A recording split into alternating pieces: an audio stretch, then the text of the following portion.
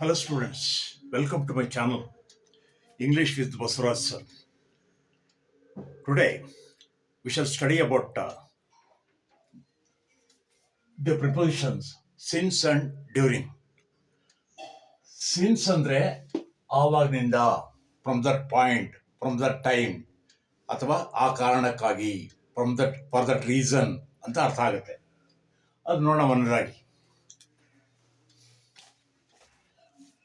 First of all, I have been wearing glasses since I was 10.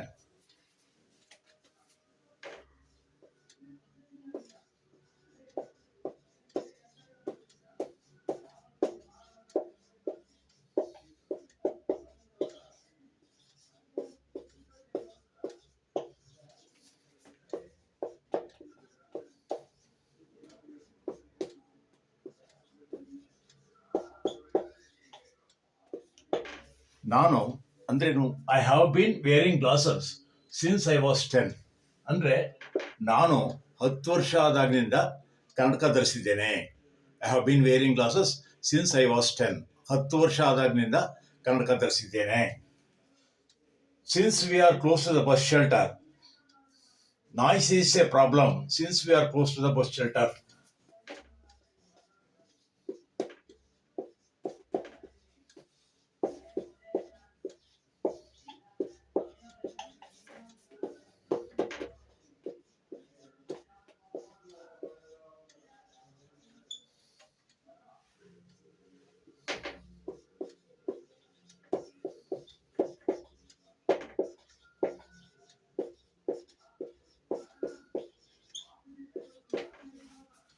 ಅಂದ್ರೇನು? Noise is a problem since we are close to the bus shelter. ಅಂದ್ರೇನು? ನಾವು bus ಶೆಲ್ಟರ್ಗೆ, bus ನಿಲ್ದಾಣಕ್ಕೆ ಹತ್ತಿರದಲ್ಲಿರೋದ್ರಿಂದ ನಮಗೆ ಈ ಶಬ್ದ, ತುಂಬ ಶಬ್ದ ಕೇಳಿ ಬರ್ತಾ ಇದೆ. ಶಬ್ದ ಅನ್ನೋದು ತುಂಬ ಒಂದು ಪ್ರಾಬ್ಲಮ್ ಆಗಿದೆ. ನಮಗೆ ಸಿಕ್ಕಾಪಟ್ಟೆ ಶಬ್ದ, ಗದ್ದಲ ಕೇಳಿ ಬರ್ತಾ ಇದೆ. ಯಾಕೆಂದ್ರೆ ನಾವು we are very near to the bus shelter. ನಾವು ಬಸ್ ಶೆಲ್ಟರ್ಲಿ, since we are near to the bus shelter, ನಾವು ಬಸ್ ನಿಲ್ದಾಣದ ಪಕ್ಕದಲ್ಲಿ ವಾಸ ಮಾಡೋದ್ರಿಂದ ನಮಗೆ ಅಗಾಧವಾದ ಒಂದು ಗದ್ದಲ, ಶಬ್ದ ಉಂಟಾಗ್ತಾ ಇದೆ. I have non him since he was 10.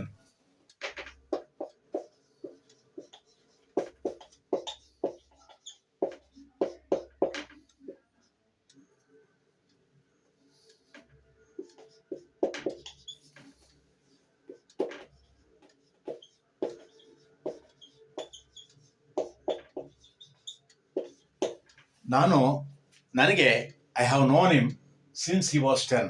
ಅವನಿಗೆ 10 ವರ್ಷ ಆದಾಗಿನಿಂದ ಅವನು ನನಗೆ ಗೊತ್ತು. ಅವನಿಗೆ 10 ವರ್ಷ ಆದಾಗಿನಿಂದ ಅವನು ನನಗೆ ಗೊತ್ತು. ಆದಾಗಿನಿಂದ, ಸಿನ್ಸ್ ಅಂದರೆ ಆವತ್ತಿನಿಂದ. I have known her since we were at school together.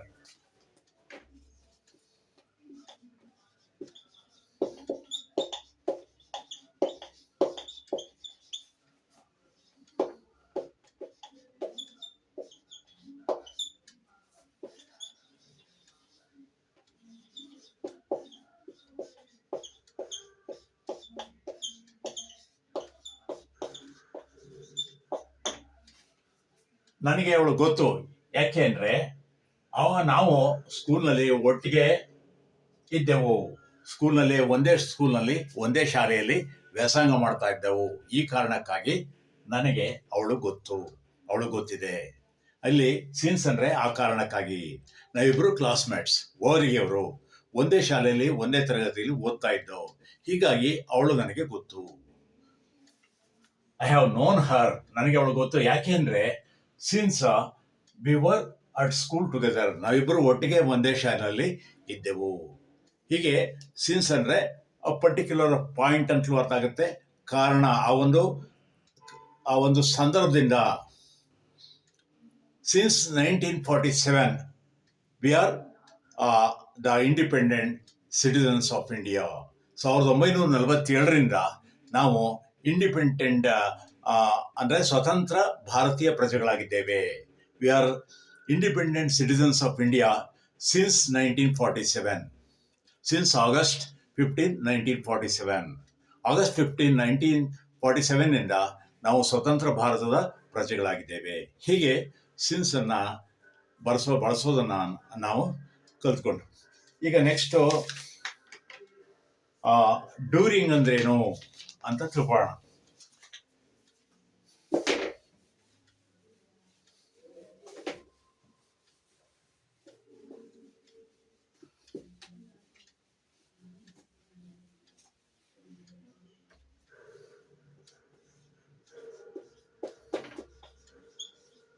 During ಅಂದ್ರೆ ಆ ಅವಧಿಯಲ್ಲಿ,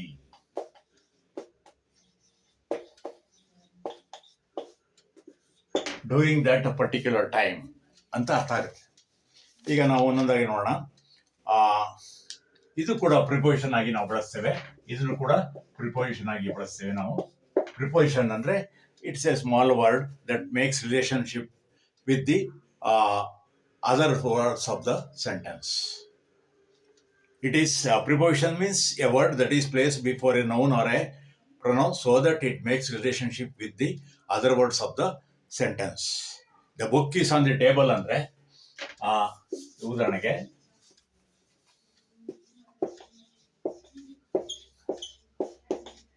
book is on the table ಅಂದ್ರೇನು, ಪುಸ್ತಕ ಟೇಬಲ್ ಮೇಲಿದೆ. ಇಲ್ಲಿ ಆನ್ ಅಂತಕ್ಕಂಥ ಪ್ರಿಪೋಸಿಷನ್ ಬುಕ್ಗೆ ಮತ್ತು ಟೇಬಲ್ಗೆ ಸಂಬಂಧವನ್ನ ಕಲ್ಪಿಸುತ್ತೆ. ಇಲ್ಲಿ ಬುಕ್ ಅನ್ನೋದು ಸಬ್ಜೆಕ್ಟ್, ಟೇಬಲ್ ಇದು ಇದು ಒಂದು ಸಂಬಂಧಪಟ್ಟಂತಹ ಒಂದು ಪದ, ಮತ್ತೊಂದು ಪದ. ಇದು ಇವೆರಡಕ್ಕೂ ಕೂಡ ಒಂದು ರಿಲೇಶನ್ಶಿಪ್ ಅನ್ನ ಕಲ್ಪಿಸುತ್ತೆ ಆನ್. ಇದು ಪ್ರಿಪೋಸಿಷನ್. ಈಗ ನಾವು ಡ್ಯೂರಿಂಗ್ ಅನ್ನೋ ಪದಕ್ಕೆ ಸಂಬಂಧಪಟ್ಟಂತೆ ಕೆಲವು ಸೆಂಟೆನ್ಸ್ ಗಳನ್ನ ಮಾಡೋಣ. During means happening within a particular time. That is happening within a particular time. During says when something happens at a particular time.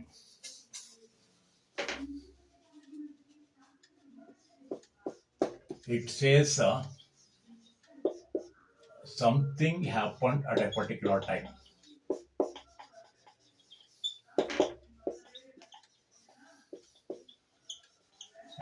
Happened at a particular time.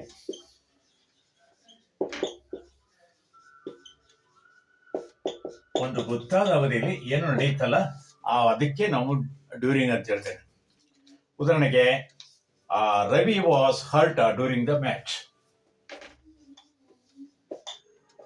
ಇದು example. ಇದು Ravi was hurt during the match.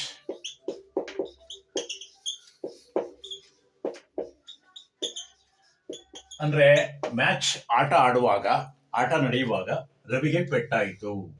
ಆ ಅವಧಿನಲ್ಲಿ ಆಟ ಎಷ್ಟು ಗಂಟೆ ಅಂತ ಇರುತ್ತೆ, 1 hour 2 hour ಅಂತ ಇರುತ್ತೆ, 3 hour ಅಂತ ಇರುತ್ತೆ. ಆ ಟೈಮಲ್ಲಿ ಅವನಿಗೆ ಗಾಯ ಆಯ್ತು, ಅವನಿಗೆ ಪೆಟ್ಟಾಯ್ತು. ಈ ವಾಸ್ ಹರ್ಟ್, ಈ ವಾಸ್ ಇಂಜೂರ್ಡ್, ಅವನಿಗೆ ಗಾಯ ಆಯ್ತು. ಅಲ್ಲಿ ಡ್ಯೂರಿಂಗ್ ಅನ್ನ ಬಳಸ್ತೇವೆ. ಯಾವ ಟೈಮಲ್ಲಿ ಅಂದ್ರೆ ಮ್ಯಾಚ್ ಆಡುವ ಸಂದರ್ಭದಲ್ಲಿ, ಆ ಸಂದರ್ಭದಲ್ಲಿ ಅವನಿಗೆ ಪೆಟ್ಟಾಯ್ತು. Suresh is usually at home during the day.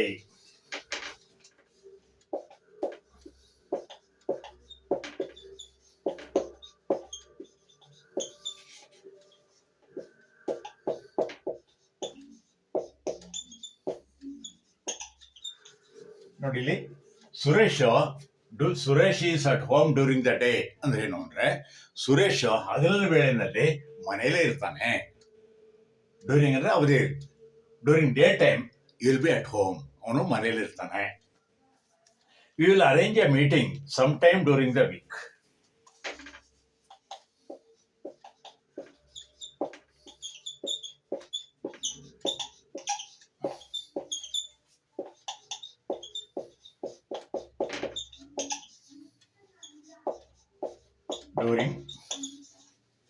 during this week. Now we will arrange a meeting sometime during this week. ಇಲ್ಲಿ ವಿಲ್ ಅಂತ ಬಂದಿರಲ್ಲ, ಆ ವಿಲ್ ಅಂದ್ರೆ ಭವಿಷ್ಯತ್ ಕಾಲ, ಮುಂದೆ ಆಗ್ತಕ್ಕಂಥದ್ದು. ವಿಲ್ ಅರೇಂಜ್ ಎ ಮೀಟಿಂಗ್ ಅಂದ್ರೆ ನಾವು ಒಂದು ಮೀಟಿಂಗ್ ಅರೇಂಜ್ ಮಾಡ್ತೀವಿ ಒಂದು ಮೀಟಿಂಗ್ ಅನ್ನ ನಾವು ವ್ಯವಸ್ಥೆ ಮಾಡ್ತೀವಿ. ಯಾವಾಗ ಅಂದ್ರೆ ದಿಸ್ ವೀಕ್, ಈ ವಾರದಲ್ಲಿ ನಾವು ಅದನ್ನ ವ್ಯವಸ್ಥೆ ಮಾಡ್ತೇವೆ. ಮತ್ತಷ್ಟು ಎಕ್ಸಾಂಪಲ್ಗಳನ್ನ ನೋಡೋಣ ಡ್ಯೂರಿಂಗ್ ಸಮ್ಮರ್ ಪಟ.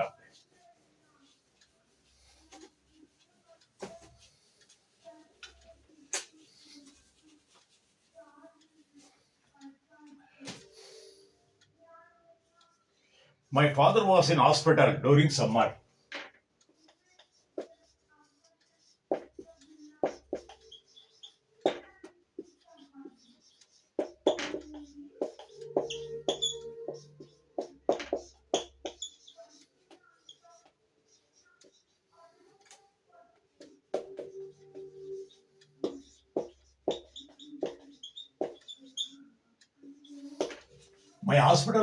My father was in hospital during summer.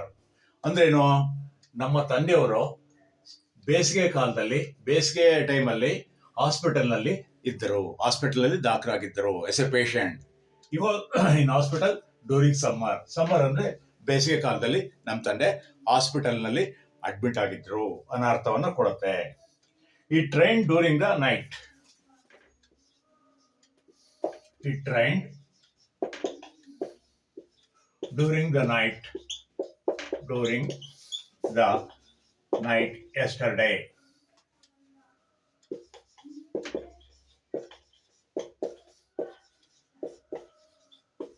ನಿನ್ನೆ ದಿನ ರಾತ್ರಿ ಎಲ್ಲ ಮಳೆ ಬಿತ್ತು.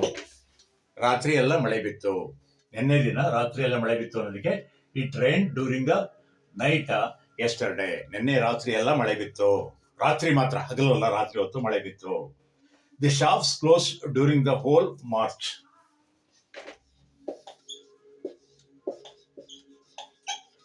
The shops closed during the COVID season.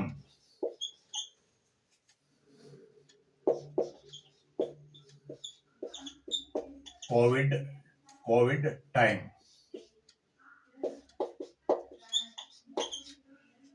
Shops were closed.